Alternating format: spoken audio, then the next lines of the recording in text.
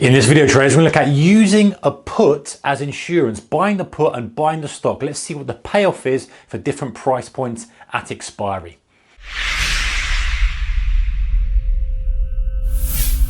Hey traders, a warm welcome to you. Okay, so one thing we can do when we are trading options, we can use it in conjunction with buying a stock or shorting a stock. In this example now, I'm going to run through some of the ways, or some of the occurrences that could happen if we bought stock and we bought a put as an insurance policy. So we can buy options separately just from speculation purposes, or we can use them as a kind of insurance against a stock or a portfolio of stocks. And let's see how much that would cost and how much we'd make under different scenarios. Okay, so we have XYZ stock is trading at $50 per share and we're buying one share.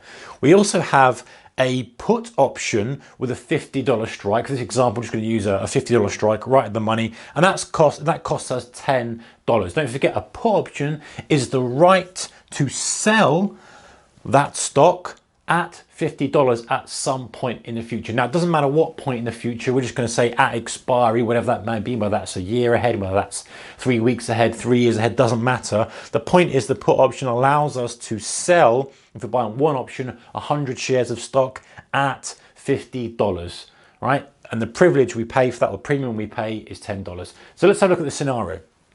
So in this chart here, I've got the value at expiry. In this chart here, I've got the P&L. So I'm going to look at the value at expiry. I want to look at the value of our stock at expiry, the value of our put option at expiry, and the combination of the two. All right, so pretty obviously, guys, the stock price is going to be whatever the price of the stock is at expiry. All right, so if the stock is $50 is the stock price on the x-axis, here's our dollar value on the y-axis. It's just going to be one-to-one, right? If the stock price is 50 bucks, it's worth 50 bucks. Pretty self-explanatory. If it's worth 10 bucks, it's worth 10 bucks. If it's worth zero, it's worth zero. We get that. That's pretty obvious. Okay, now let's look at the put. So the put option, don't forget, is pretty much inverse. So when the stock price, or if the stock price is zero, our put option is worth $50. Yeah, one put option is worth $50. Not taking into account what we paid for it at the moment. That's just the value of that put option. It'll have $50 worth of value because we have the right to sell that stock at $50. It's currently a zero. It's got $50 worth of value. We move down to 40. So if the stock price is $10, we've got the right to sell it at 50. That's $40 worth of value, 50 minus 10, and so on, all the way down. So if the stock price is 50, then they put a zero value because you've got the option to sell something that really is the same price and the underlying market as your option. Okay, so we can see how those work. But now let's put them both together and let's see exactly what would happen. So the value expiry of both. If we look, and we're basically just summing up the two until we find a flat line for one of them, which is going to be the put. This is why this comes into, the insurance comes into play. So if the stock price is zero, we're going to have $50 worth of value in our put, but the stock price is going to be worthless. If the stock price is worth $20, yeah, and we look at here and we say, okay, the stock price is 20, so we've got $20 worth of value in that, $30 value in the put, 50. You can see now it's just going to stay at 50 all the way up until we get to 50, right? The stock price is worth 50, the value of the put is zero, the stock price is worth 50, 50 plus zero is 50. Now let's look at 60. If the stock price is worth 60, unfortunately, our put is worthless. Yeah, because we've got the right to sell something on the stock price is higher, complete no value. So now all we do is we start to see, I'll put it on the blue pen so we can keep it clean. As soon as we start to go up the stock price, the put is just worthless, anything above 50. So we just get an actual value expiry of whatever that stock price is. If the stock price is 1,000, it's 1,000. The put is worthless, whatever happens. So you can see that how those two are structured. Now this is what becomes more interesting. This is our P&L. So this is how it's going to affect our bottom line effectively. Same kind of thing, guys. Same. Blue is both, red is the put, and the purple line there is the stock. Now let's have a look here. So if we assume the stock price expiry is zero, what's the value of our stock?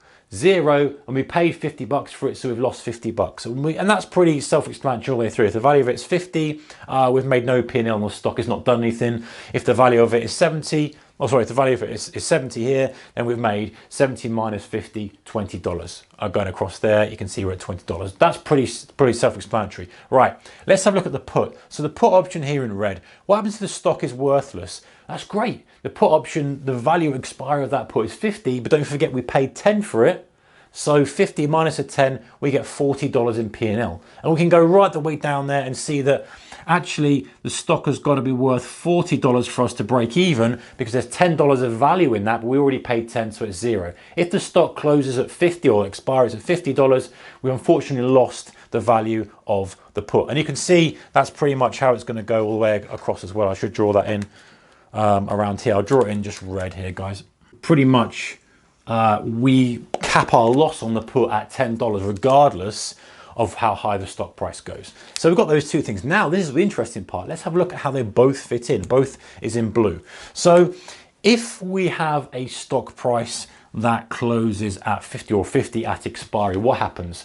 We know the stock price, we've got no profit on that. But we also know we paid £10 for this insurance via the put, $10 should I say, for insurance via this put. So we're down 10 bucks, right? But the good thing now is, look, as we go down the valuation of the stock price, we don't lose any more because we have the increase in value of the put. If that stock price goes right the way down to 20 bucks, we've lost $30 on that stock we bought. However, we've made 50 minus the 20 on our put option. Don't forget we paid 10 for it, so we're now at a very nice position where we've only down the cost of the insurance, because the value of the put is $30.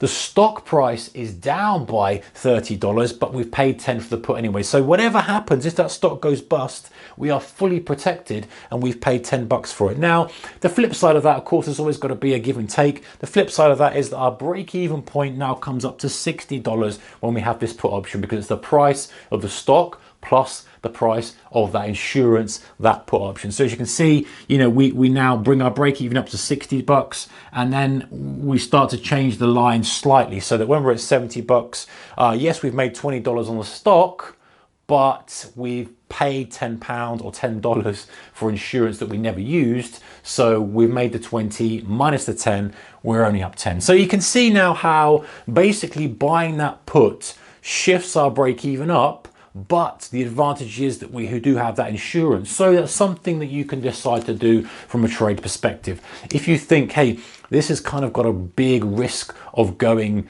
massively lower, but if it doesn't, it's going to go massively higher. I want all the upside, but I want to limit my downside. You'll have to pay a premium for that, and that's the price of the put option, and that's going to shift your break-even point. But it's for you to weigh up whether that's something you want to do. See, it's very valuable in certain circumstances. Sometimes you won't want to pay that insurance. You'll just want to use maybe a stop that's a little bit closer. So something to consider. Those are the kind of the way that it could be structured.